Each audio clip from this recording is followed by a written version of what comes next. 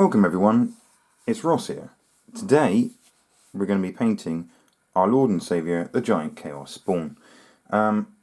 Beautiful looking model in a very, very ugly looking way, as it's obviously supposed to be designed to be, with multiple mouths. This thing definitely is proper creepy. So the Giant Chaos Spawn is primarily for the old world. It is fairly easy to assemble Forge World piece. The only thing is it looks like he's got webbed feet, but you can use a knife and trim off as much as that as you want.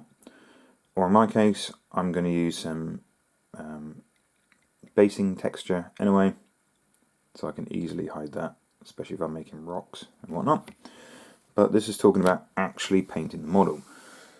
So the box art is like a creepy, manky green colour, but I'm going to attempt to paint it in a more natural, organic, skin-looking colour, which I believe looks a bit creepier.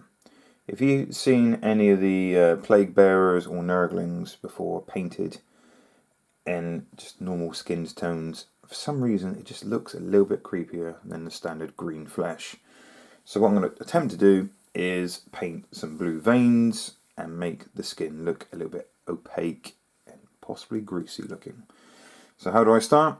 I can start with most of my models, especially Forge World or resin. Nice black rattle can to seal the model, and then a semi-zenithal highlight. So at least a white or a grey, light dusting over the whole model, and then stronger from above, about 45-degree angle with an airbrush. Of course, you can use a good old-fashioned hairy brush, it's not a problem, but it just looks, I think, a little bit smoother with the airbrush. Next, we're going to attack the main body of the colour, and it's important to do this in very, very thin layers, especially through an airbrush, which I'll be using mainly. We're going to dilute and gently apply thin layers after thin layers, so there's a little bit of opacity so you can see the creepy looking veins from the previous stage underneath it. So for the main colour, after I do the zenithal, I'm going to go with some Vallejo Game Air Dead Flesh. I'm going to thin this out a little bit with a bit of Tamiya acrylic thinner. Just testing with the airbrush, and put it on nice and light so the zenithal still makes a bit of a difference. Remember, like most airbrushing, get into the difficult places first, so underneath the legs, between the legs, and those hard to reach places like the armpits. Nice thin coat so the zenithal really still makes a difference. And get into those awkward places. Come back when it's a nice even coverage. Okay, so if it's nice and thin, the zenithal should shine through. Next, probably add about a third of a nice white to the dead flesh, and then just pick up on the higher areas. So it's a little bit like on top of the knee there. Same on the other side, top of the head, the arms and things like that, just to make it pop a little bit more of a contrast in colour. Top of the shoulders, anywhere on the top that you want to make it stand out a little bit more. There are some individual veins on the model, and of course you can do some freehand if you wish as well. If you want to add a bit more of a creepy texture, there is lots and lots of detail on this model, so feel free to pick out whatever you want. There are no right answers. Next, some Cauerberg Crimson. So with a little bit thinner again, apply this liberally all over the model. I say a little bit thinner because we want to do several little opaque layers, and it should give the illusion of death to the skin. Translucent kind of necrotic, almost clammy looking skin. So I'm going to put this on fairly thinly. He says that already looks way too thick, so I'm going to put a bit more medium on it. Get this pretty thin. If I run this through the airbrush, it would look very, very different. So good old hairy brush, I think, for this one. Make sure you get it in all the recesses first. The recesses are key. Don't worry about the top layer at the moment. We'll deal with that when we get to it.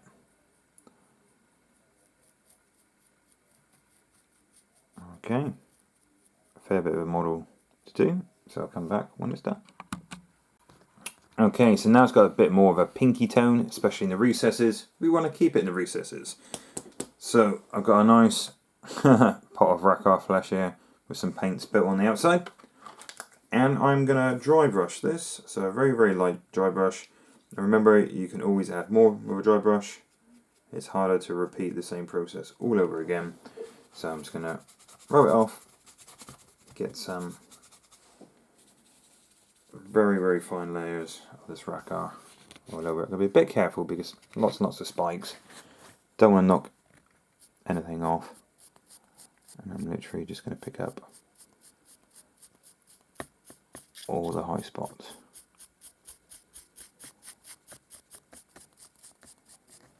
Just tidy it up a little bit. The little cuts like that, I'm going to be putting good old Blood for the Blood God on. Just to make it look like fresh wounds. The little boily things here, yeah, I'm going to do that with like a nurgling green or something. But yeah, I'm just going to dry brush, just using my hand as a palette there. And just tidying up the skin now is all I'm doing. Bringing out all that detail.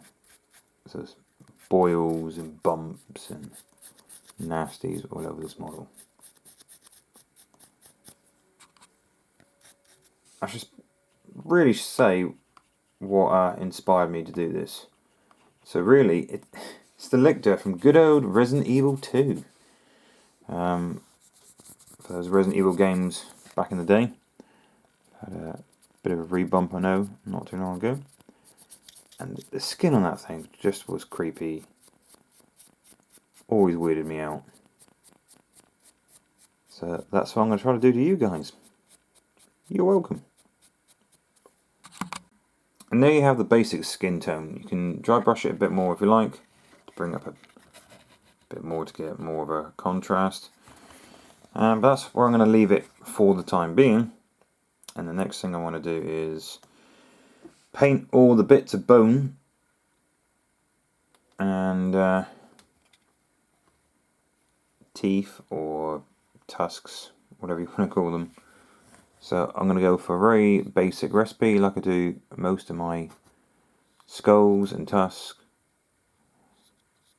I like it nice and dirty and quick. So I'm going to paint it white. And then a slightly watered down Agrax over the top. Because these do have quite a lot of detail on. Hopefully the Agrax should pick up the recesses. And then dry brush over the top. It's a very fast guide. Very grubby and grim dark guide.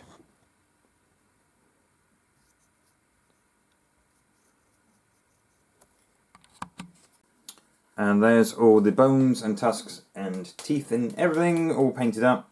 So it looks quite garish at the moment, but that's where we start calming things down. So a little bit of Agrax Earthshade, and if you haven't heard of that stuff, it is wonderful. I do like it to make things grubbier, and a quick way of doing bone. So a nice grubby bone, dirty bone, certainly not a polished one. But it's a good place to start.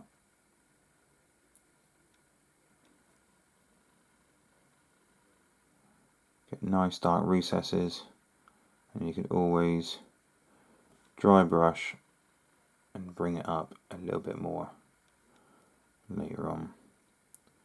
It's super quick, ripping through it. I know there's stuff out there like Skeleton Horde, which is good for bone as well, but this also matches my Beastmen army. If I can control it, get it lighter at the tip, I will do, and darker at the base.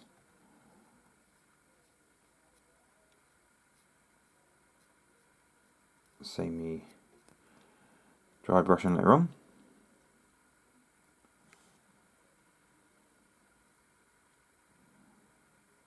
There we go. Lots to do. Lots to do. Okay, starting to look a little bit more like it. So the next stage is to blend up the spines and the bones. So it's probably too dark all the way along. So what we want to do is make the uttermost tip really pop, especially from the other side of the table. What we do is start blending on the first layer, a little bit of Ashanti bone, obviously a more thicker and fuller coat towards the tip of the spines, and you can make these as dirty as you want. You could leave them like they are now, but we want this model to be grubby yet still somehow eye-catching. So first stage, it's going to be the Ashanti bone, possibly a third of the spikes, and then Screaming Skull, and a little bit of your favourite white on the very tip. We start doing this, building it up, and making it look like a bit more eye-catching, yet still somehow kind of grubby.